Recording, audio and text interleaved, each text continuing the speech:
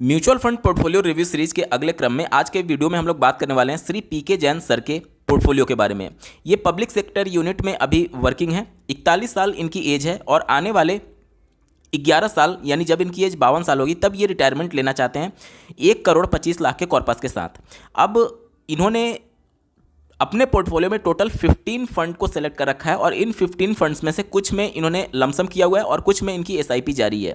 सारे फंड्स को मिला करके टोटल कितना इनका लमसम अमाउंट है पहले इसको कैलकुलेट कर लेते हैं। और जो इनका टारगेट है 1,25,00,000 का, क्या आने वाले 11 साल में उसे अचीव किया जा सकता है। सबसे पहले लमसम की बात करेंगे तो आप अपने स्क्रीन पर देख पा रहे होंगे मोतीलाल ओसवाल स्मॉल कैप में ये 20,000 का लमसम किए हुए हैं। इसके अलावा मोतीलाल ओसवाल लार्ज कैप में भी 20,000 का लमसम किए हुए हैं, तो 40 ये हो गया। इसके बाद से वाइट ओक मिड कैप में इनका एसआईपी चल रहा है। इसके अलावा white oak mid and large cap में भी 20,000 का लमसम है, तो 60,000 ये हो गया। एचडीएफसी मैन्युफैक्चरिंग फंड में 40,000 का यानी कि 1 लाख अब तक का इनका लमसम हो चुका है। इसके बाद से अगर हम लोग बात करें कैनरा रोबैको में भी इनका 40,000 का यानी 1,40,000 का अब तक का लमसम हो चुका है। ठीक है, अगला फंड जो इन्होंने लमसम किया हुआ है वो है मिराई एसिड का ये Nifty small cap 250 momentum quality 100 जिसमें 20,000 का इनका लमसम है, तो 1,60,000 अब तक का हो गया। इसके अलावा अगले लमसम की बात करें तो ये Mirae asset Nifty mid cap small 400 momentum quality fund में ये 20,000 का यानी कि अब तक हम लोग देखें तो 1,80,000 का इनका टोटल लमसम अमाउंट हो चुका है। इसके बाद से मिराई एसेट का ही EV and new automotive ETF में इनका 25,000 का यहाँ पर लमसम है। तो अब तक जो हुआ था 1,80,000 और ये 25,000 और जोड़ दे तो 2,05,000 का टोटल यहाँ पर लमसम अमाउंट है।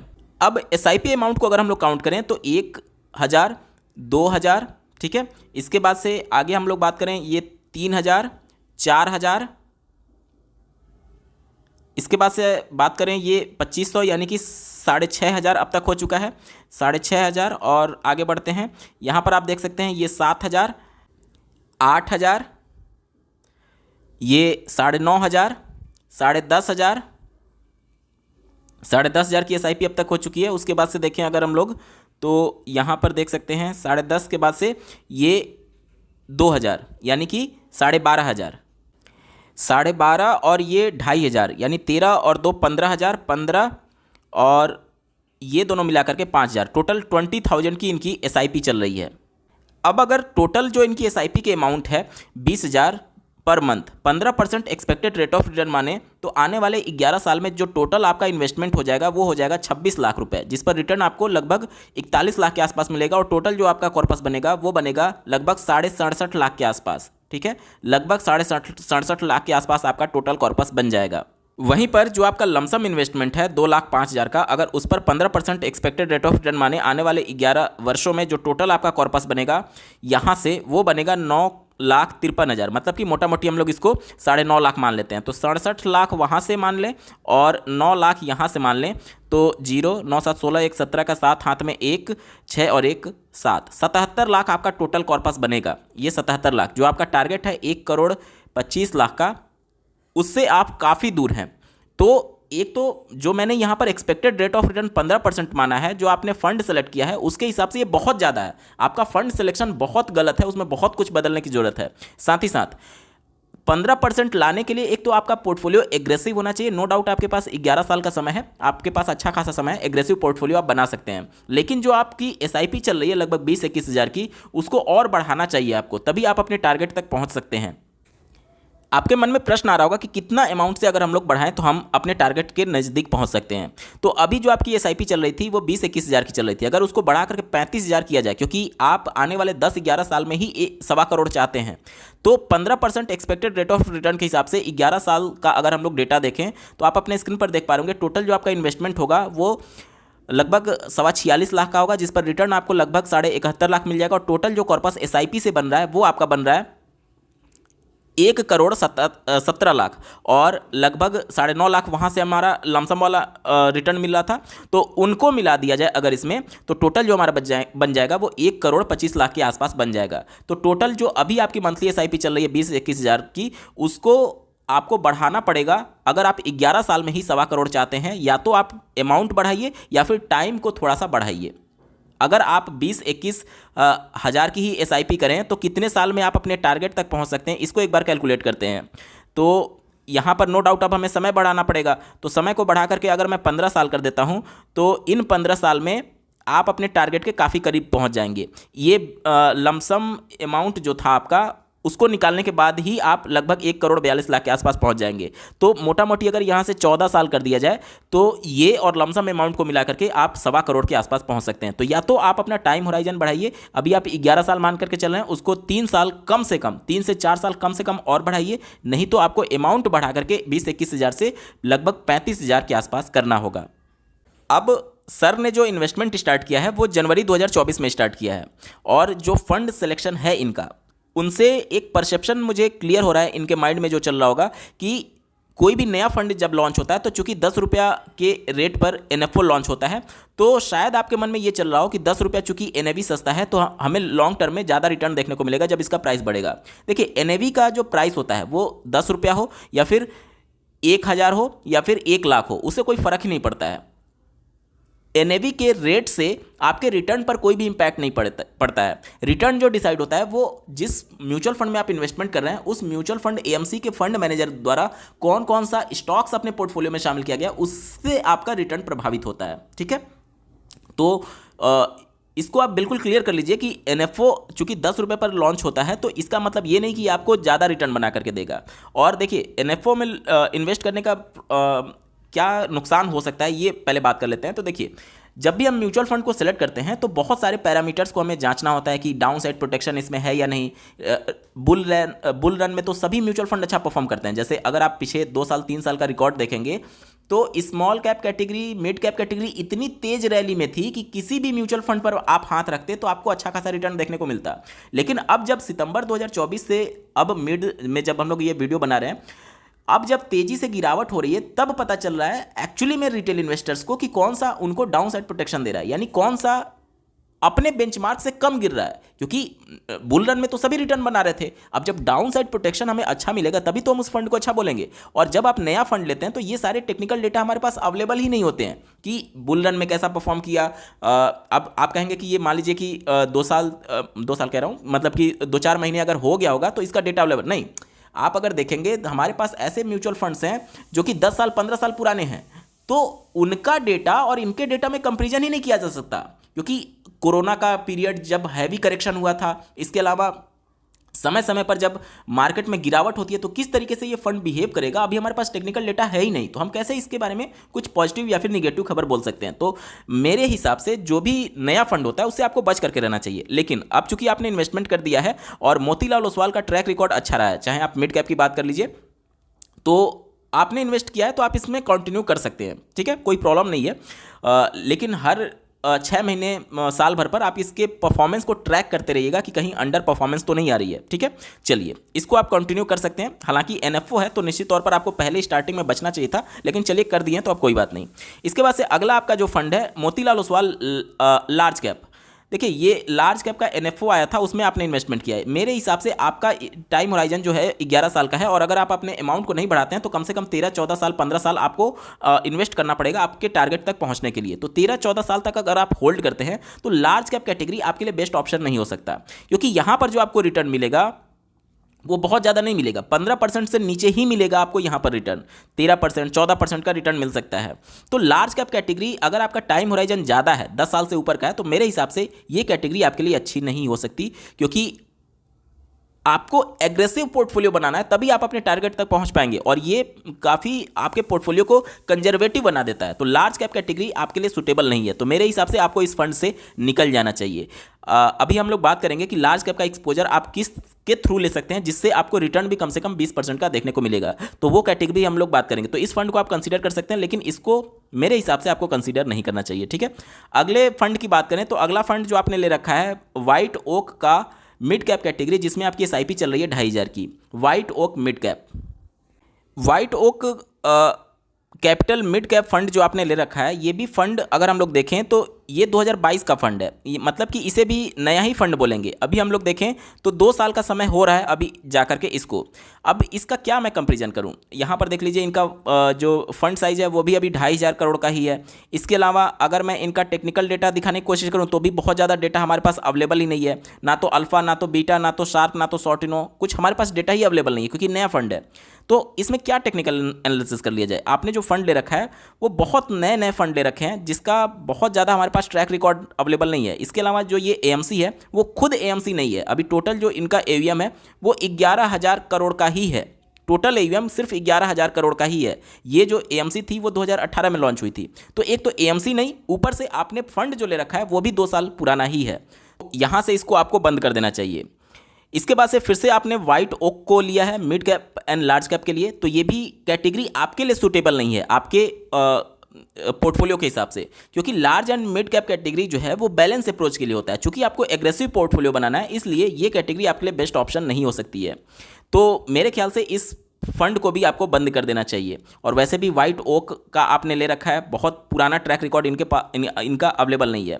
अगले फंड की अगर हम लोग बात करें तो अगला जो फंड है आपका एचडीएफसी का मैन्युफैक्चरिंग फंड। देखिए फंड सिलेक्शन बहुत ही गलत है आपका आपके पोर्टफोलियो में। ये जो एक तरीके से फंड है वो एक सेक्टोरल फंड है, थीमेटिक फंड है, मतलब कि मैन्युफैक्चरिंग सेक्टर पर ही ये केवल काम कर सकता है। अब मान लीजिए कि कोई एक टाइम पीरियड में मैन्युफैक्चरिंग सेक्टर नहीं चला तो आपका जो पूरा इन्वेस्टमेंट है वो स्टक हो जाएगा, मतलब कि वो परफॉर्म ही नहीं करेगा क्योंकि ये सेक्टर नहीं चल रहा है। और फंड मैनेजर चाहकर भी आपके पैसे को किसी दूसरे सेक्टर में रोटेट नहीं कर सकता। अगर आप एक डाइवर्सिफाइड फंड लेते हैं, जैसे बात करें नॉर्मल जो फंड होते हैं जो सेक्टोरल नहीं होते हैं, तो उनमें क्या होता है कि मान लीजिए फार्मा सेक्टर हो गया, इसके अलावा मैन्युफैक्चरिंग हो गया, इसके अलावा अगर हम लोग बात करें अलग अलग सेक्टर्स होते हैं, तो अगर एक सेक्टर परफॉर्म नहीं कर रहा है, डिफेंस हो गया और भी बहुत सारे सेक्टर्स हैं, एक परफॉर्म नहीं कर रहा है तो दूसरे सेक्टर में आपके पैसे को रोटेट कर देता है फंड मैनेजर। लेकिन चूंकि आपने यहां पर रिस्ट्रिक्ट कर दिया कि आपका पैसा केवल मैन्युफैक्चरिंग में ही लगाया जाए, उस कंडीशन में ये पैसा स्टक हो जाएगा, चाहकर भी फंड मैनेजर रोटेट नहीं कर पाएगा दूसरे सेक्टर में अगर ये सेक्टर नहीं चल रहा है तो इस प्रकार के सेक्टोरल और थीमेटिक फंड से आपको बचना चाहिए। क्योंकि इस प्रकार के जो सेक्टोरल फंड होते हैं वो एक साल में 100% तो दे देते हैं, उसके बाद 2 साल 4 साल 5 साल तक ये बिल्कुल रिटर्न ही नहीं बनाते हैं, बिल्कुल होल्ड पर चले जाते हैं। तो इस तरीके के फंड से आपको बचना चाहिए। ठीक है, कोशिश करिए कि डाइवर्सिफाइड फंड रखिए, तो ये फंड आपके लिए पोर्टफोलियो के लिए एप्रोप्रिएट नहीं है। इसके बाद से आपने एक और फंड ले रखा है कैनरा रोबैको का मैन्युफैक्चरिंग फंड, ये भी सेक्टोरल फंड है, इससे भी आपको निकल जाना चाहिए, आपके लिए नहीं है। इसके बाद से अगर हम लोग बात करें आईसीआईसीआई का नैस्डैक, ये एक इंटरनेशनल फंड है जिसमें आपकी 1,000 की एसआईपी चल रही है। देखिए इंडिया की जो ग्रोथ स्टोरी है और जो इकोनॉमिक ग्रोथ जिस कंडीशन में है, ये जो नैस्डैक है वो इंटरनेशनल इक्विटी में आपके एक्सपोजर को लेता है। चाहे आप अमेरिका की बात कर लीजिए या फिर अन्य देशों की बात कर लीजिए, तो वहाँ का वो ऑलरेडी डेवलप्ड कंट्री है और इंडिया डेवलपिंग कंट्री है, तो यहाँ पर ग्रोथ की संभावना ज़्यादा है उनके मुकाबले। तो जो आपको रिटर्न यहाँ पर मिल सकता है, यहाँ की कंपनी में मिल सकता है, वो आपको वहाँ की कंपनी में नहीं मिलेगा। हाँ, कुछ समय के लिए अगर यहाँ की कंपनी परफॉर्म नहीं कर रही और वहाँ अच्छा परफॉर्मेंस आ रहा है तो नो डाउट आपका रिटर्न थोड़ा सा यहाँ से अच्छा हो सकता है, लेकिन वो कुछ समय के लिए। चूंकि आपका टाइम होराइजन 12, 13, 14 साल, 11 साल का है, तो उस कंडीशन में आपको इस फंड से निकल जाना चाहिए मेरे ख्याल से। अब चूंकि आप फॉरेन इक्विटी का एक्सपोजर लेना ही चाहते हैं तो इसके लिए मैं एक फंड बताऊंगा जिसमें आपका बहुत सारे फंड कंबाइंड हो जाएंगे और एक ही फंड के माध्यम से आप इंटरनेशनल एक्सपोजर के साथ साथ जो लार्ज कैप आपने शामिल किया है, लार्ज एंड मिड कैप शामिल किया है, उन सबका एक्सपोजर आपको मिल जाएगा एक ही फंड के माध्यम से। ठीक है, तो इस फंड से भी आपको निकल जाना चाहिए। इसके बाद से अगला फंड जो आपने ले रखा है कैनरा रोबैको का फोकस्ड इक्विटी फंड। देखिए फोकस्ड अप्रोच की अगर हम लोग बात करें तो इस अप्रोच में बहुत ही मिनिमम स्टॉक्स के साथ आपके पोर्टफोलियो को मैनेज किया जाता है, मतलब कि 30 से कम ही स्टॉक रहेंगे। अब यहाँ पर 30 से कम अगर स्टॉक की बात की जाए तो उसमें दो धारी तलवार की तरह ये काम करता है। मान लीजिए पोर्टफोलियो में केवल 20 स्टॉक हैं, 20 के 20 स्टॉक अगर चलने लगे तब तो आपका रॉकेट की तरह रिटर्न मिलेगा, और मान लीजिए 20 का 20 नहीं चला तब तो आपका रिटर्न बिल्कुल तेजी से नीचे गिरेगा। इस कंडीशन में जब आपका पोर्टफोलियो थोड़ा सा और डाइवर्सिफाई होता है, मतलब और ज़्यादा स्टॉक्स होते हैं, तो वो थोड़ा रिटर्न को संभाल लेते हैं। मतलब कि बुल रन में तो आपका एवरेज रिटर्न मिलेगा, लेकिन जब मार्केट करेक्शन करेगा, गिरेगा, तो चूंकि बहुत ज़्यादा फंड होंगे तो वो एवरेज आउट कर देते हैं आपके गिरावट को। तो फोकस्ड फंड की तुलना में अगर आप फ्लैक्सी कैप में जाएंगे तो फोकस से अच्छा रिकॉर्ड फ्लैक्सी कैप का रहा है। अगर इस फ्लैक्सी कैप और फोकस्ड फंड के बारे में डिटेल कंपैरिजन जानना चाहते हैं और फोकस्ड कैटेगरी में कौन सा बेस्ट ऑप्शन हो सकता है, तो इस वीडियो का डिस्क्रिप्शन आप चेकआउट कर लीजिएगा। फोकस्ड फंड के बारे में डिटेल में मैंने बात कर रखी है और 2025 के लिए अलग अलग कैटेगरी के कौन बेस्ट फंड है उन सब के लिए भी आप डिस्क्रिप्शन चेकआउट कर सकते हैं। 2025 के लिए अलग अलग कैटेगरी के बेस्ट म्यूचुअल फंड के बारे में डिटेल में बात कर रखी है कि कौन सा फंड और क्यों बेहतर है। ठीक है, चलिए, तो मेरे हिसाब से ये फंड आपके पोर्टफोलियो के हिसाब से सही नहीं है। अगले फंड की अगर हम लोग बात करें तो अगला फंड जो आपने ले रखा है वो है मिराई एसेट का Nifty small cap 250 momentum quality 100। ये ETF आपने ले रखा है, यानी एक्सचेंज ट्रेडेड फंड। आपने चूंकि 2024 में इन्वेस्टमेंट स्टार्ट किया है तो मैं श्योर नहीं हूं कि आपको पता है कि नहीं ETF और म्यूचुअल फंड में अंतर। देखिए, जो नॉर्मल ऊपर आपने म्यूचुअल फंड ले रखा है जिसके बारे में अभी हमने डिस्कस किया, वो आप कभी भी बेच सकते हैं किसी थर्ड पार्टी एप्लीकेशन, चाहे आप ग्रो, जीरोधा या फिर जिसका भी प्लेटफॉर्म यूज कर रहे होंगे, या फिर अगर आप MF सेंट्रल का चाहते हैं तो उससे भी उसको रिडीम कर सकते हैं, पैसा निकाल सकते हैं। इसके अलावा अगर हम लोग बात करें कि जो AMC है, जैसे मान लीजिए आपने वाइट ओक का लिया या फिर मोतीलाल का लिया, तो उन AMC के ऑफिशियल वेबसाइट पर भी जाकर के आप अपने पैसे को निकाल सकते हैं। लेकिन जब आप ETF लेते हैं, ETF में इन्वेस्टमेंट करते हैं, तो ये एक्सचेंज ट्रेडेड फंड, नाम से ही आपको स्पष्ट हो रहा होगा कि ये एक्सचेंज पर, जो BSE और NSE एक्सचेंज है, उसी पर ये ट्रेड किए जा सकते हैं। यानी कि आप इसको अपने डीमेट अकाउंट से ही इसको ट्रीट कर पाएंगे भविष्य में जाकर के। उम्मीद कर रहा हूँ चीज़ें समझ पा रहे होंगे आप। और यहाँ पर अगर आपके पास खरीदार होगा तभी आप इस पैसे को रिडीम कर पाएंगे।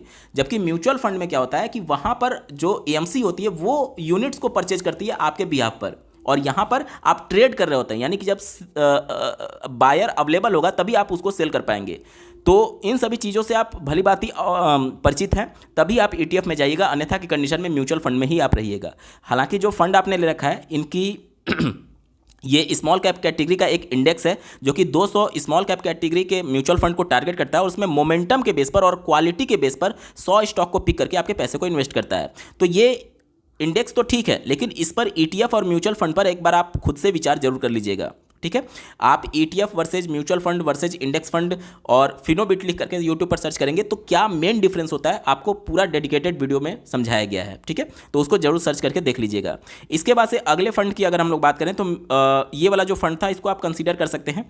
ये इनका परफॉर्मेंस ठीक ठाक है, मतलब कहने का मतलब कि ये जो इंडेक्स है इनका परफॉर्मेंस ठीक ठाक है। ठीक है, तो इसको कंसीडर कर सकते हैं। इसके बाद अगला जो आपका है मिराई एसेट का Nifty mid small cap 400 momentum quality 100 ETF, तो ये भी ETF है, तो इसको भी ध्यान रखिएगा।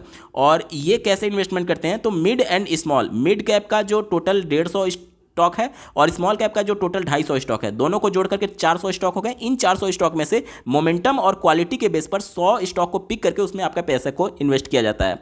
तो ये भी ठीक है, मिड और स्मॉल कैप के इंडेक्स को टारगेट करता है, तो इसे चाहें तो आप कंसीडर कर सकते हैं। ठीक है, इसके बाद से अगला जो फंड आपने ले रखा है वो भी मेरे हिसाब से फंड आपके पोर्टफोलियो के हिसाब से ठीक नहीं है। मिराई एसेट का EVN न्यू ऑटोमेटिव ETF आपने ले रखा है। देखिए, ये फिर से एक सेक्टोरल फंड आपने ले लिया, एक ही सेक्टर का फंड है जो कि ऑटोमोबाइल EV में डील करता है, तो ये भी आपके पोर्टफोलियो में सूटेबल नहीं है, इससे आपको निकल जाना चाहिए। ठीक है, इसके बाद से अगला जो फंड है आपके पोर्टफोलियो में, अगर मैं आपके स्क्रीन पर दिखाऊं तो वो है HDFC का Nifty mid cap 150 index fund. देखिए, जब आप मिड कैप में इंडेक्स फंड की बात करते हैं तो ये वाला जो इंडेक्स है इससे कहीं बेहतर रिटर्न आपको Nifty mid cap 150 momentum 50 index fund दे सकता है। तो इस इंडेक्स से आप निकल करके Nifty mid cap 150 momentum 50 index में जा सकते हैं। अगला जो फंड है आपका Motilal Oswal Nifty small cap 250 index. देखिए, ये इंडेक्स का परफॉर्मेंस काफ़ी बुरा है, ये स्मॉल कैप का इंडेक्स है और इनका परफॉर्मेंस अगर सिंस इंसेप्शन रिटर्न देखेंगे तो काफ़ी बुरा है। मैं यहाँ पर इस AMC की बात नहीं कर रहा हूँ, ये एक अलग इंडेक्स है, तो चाहे किसी भी AMC का लेंगे तो आपको उतना ही रिटर्न देखने को मिलेगा। तो जब आप स्मॉल कैप कैटेगरी की बात करते हैं तो स्मॉल कैप कैटेगरी में एक्टिव जो म्यूचुअल फंड्स होते हैं वो आपके लिए बेहतर ऑप्शन होते हैं, इंडेक्स की तरफ आप मत जाइए। और वैसे भी ये इंडेक्स आपने ऑलरेडी ले रखा है Nifty small cap 250 momentum quality 100 वाला, वो भी एक इंडेक्स ही था, तो इससे बेहतर उनका परफॉर्मेंस है, तो इसको आप निकल जाइए, ये बेहतर प्रोडक्ट नहीं है आपके पोर्टफोलियो के लिए।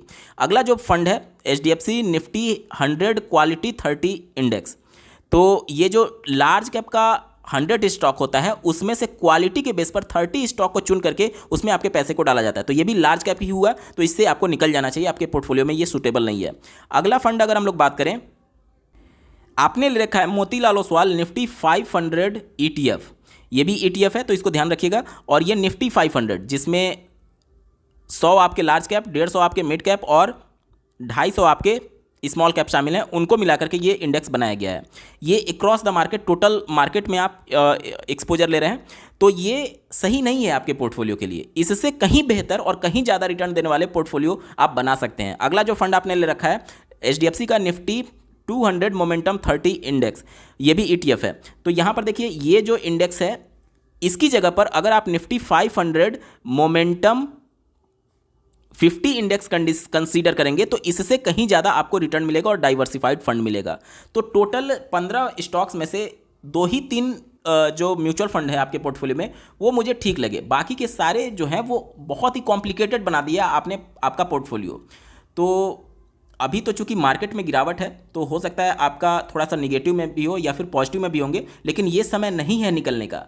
जब आप वेट करिए, अभी जितनी भी SIP आपकी चल रही है, जो जो फंड मैंने बताया कि पोर्टफोलियो के लिए सूटेबल नहीं है उसको आप कैंसिल कर सकते हैं, उस SIP को कैंसिल कर दीजिए और होल्ड करके रखिए और इंतजार करिए जब मार्केट पॉजिटिव होगा तो वहाँ से आप एक फाइनेंशियल ईयर में 1,25,000 तक का टोटल जो कैपिटल गेन होता है उतना रिडीम करेंगे तो कोई भी टैक्स लायबिलिटी आपकी नहीं बनेगी। यहाँ तक क्लियर हो गया। अब बताते हैं और ये जानते हैं कि आपके पोर्टफोलियो के हिसाब से एग्रेसिव के तौर पर कौन कौन सा फंड आपके पोर्टफोलियो में शामिल होना चाहिए। मेरे हिसाब से अगर आप अपने पूरे पोर्टफोलियो को ही बंद करके नए सिरे से डिजाइन करें तो आपका पोर्टफोलियो काफ़ी सिंपल हो सकता है और काफ़ी अच्छे तरीके से आप उसको मैनेज भी कर पाएंगे। यहाँ पर आपको ध्यान ये देना है कि चूंकि आपका 11 साल में आपका कंप्लीट नहीं हो पा रहा टारगेट, तो मैंने आपको बोला कि कम से कम 13-14 साल तक आप उसको एक्सटेंड करिए। तो 13-14 साल अगर एक्सटेंड करते हैं या फिर अमाउंट बढ़ा करके 11 साल में ही टारगेट को कंप्लीट करना चाहते हैं, दोनों कंडीशन में चूंकि आपके पास 10 साल से लंबा टाइम पीरियड है तो आपको स्मॉल कैप में ज़्यादा एक्सपोजर रखना चाहिए। स्मॉल कैप कैटेगरी के 3 फंड मैंने यहाँ पर सेलेक्ट किए हैं। इसमें ये जो इन्वेस्को इंडिया स्मॉल कैप है इसकी जगह पर मैं बंधन को सेलेक्ट कर रहा था, लेकिन चूंकि आपका जो पोर्टफोलियो होना चाहिए वो कैटेगरी वाइज और मार्केट कैपिटलाइजेशन वाइज के साथ ही साथ AMC वाइज भी होना चाहिए, यानी एक AMC के कोशिश करिए कि एक ही फंड आपके पोर्टफोलियो में रहे। तो बंधन का चूंकि हमारे पास ऑलरेडी हो रहा था, इस वजह से मैंने इसके जगह पर इन्वेस्को इंडिया स्मॉल कैप रखा है। हालांकि दोनों का परफॉर्मेंस काफ़ी अच्छा है।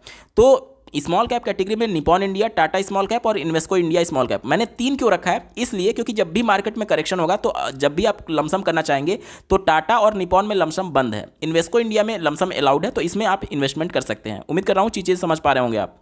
तो 50% आप कम से कम स्मॉल कैप में एक्सपोजर रखिए। इसके बाद से मिड कैप कैटेगरी में 2 एक्टिव फंड और 1 इंडेक्स फंड मैंने आपके लिए सेलेक्ट किया है। एक्टिव फंड में मोतीलाल ओसवाल मिड कैप और HDFC mid cap opportunity fund और ये जो इंडेक्स है एडलवाइज का निफ्टी 150 मोमेंटम 50 इंडेक्स फंड, ठीक है, एडलवाइज का निफ्टी 150 मोमेंटम 50 इंडेक्स फंड, इन सब में मिलाकर के 30% आपको एक्सपोजर रखना चाहिए। और बाकी लार्ज कैप का जो एक्सपोजर था और फॉरेन जो एक्सपोजर आप लेना चाहते थे NASDAQ 100 वाला, वो आप पराग पारिक के थ्रू कर सकते हैं, क्योंकि ये एक फ्लैक्सी कैप है, पराग पारिक फ्लैक्सी कैप, जिसमें जो अमेरिका की 4 बड़ी कंपनीज हैं उनका एक्सपोजर आपको यहाँ पर देखने को मिल जाएगा। इसके अलावा ये जो बंधन निफ्टी 500 मोमेंटम 50 है, ये भी 500 निफ्टी को टारगेट करते हुए मोमेंटम के आधार पर 50 स्टॉक को पिक करके आपका पैसा यहाँ पर इन्वेस्ट किया जाता है। तो बाकी का जो हमारा एक्सपोजर बचा 20% वो आपको इसमें डालना चाहिए। अब आपका अमाउंट जो भी हो, जैसे मैंने आपको बढ़ाने के लिए सजेस्ट किया है, तो आप कितना भी अमाउंट बढ़ाएंगे इसी रेशियो में आपको पैसा डालना है। अभी जो आपका टोटल अमाउंट जा रहा है 20,000 का, उसके हिसाब से मैं कैलकुलेट करता हूँ, तो 20,000 में से कितना कितना किस अमाउंट में डालना चाहिए ये मैं आपको बता देता हूँ। तो यहाँ पर देख लीजिए, चूंकि जब भी लमसम होगा तो आप इसी में करेंगे, तो इसको आप थोड़ा सा कम देंगे। अब 20,000 का 50% 10,000 आता है, तो यहाँ पर आप कर सकते हैं 4,000 इसको, 4,000 इसको दे दीजिए और 2,000 इसको दीजिए। 2,000 ही मैंने क्यों लिया, क्योंकि जब भी लमसम अपॉर्चुनिटी मिलेगा तो आप इसी फंड में डालेंगे, ठीक है। तो ये फंड एक तरीके से धीरे धीरे करके बढ़ता चला जाएगा, इस वजह से मैंने इसको कम ही दिया है। इसके बाद से मिड कैप कैटेगरी में जो आपका टोटल 30% का एक्सपोजर जा रहा है, यानी 20,000 का 30% यानी 6,000 रुपया यहाँ से हो जाएगा। तो 6,000 में से आप तीनों को बराबर बराबर अलॉट कर दीजिए, 2-2 हज़ार करके यहाँ पर डाल सकते हैं।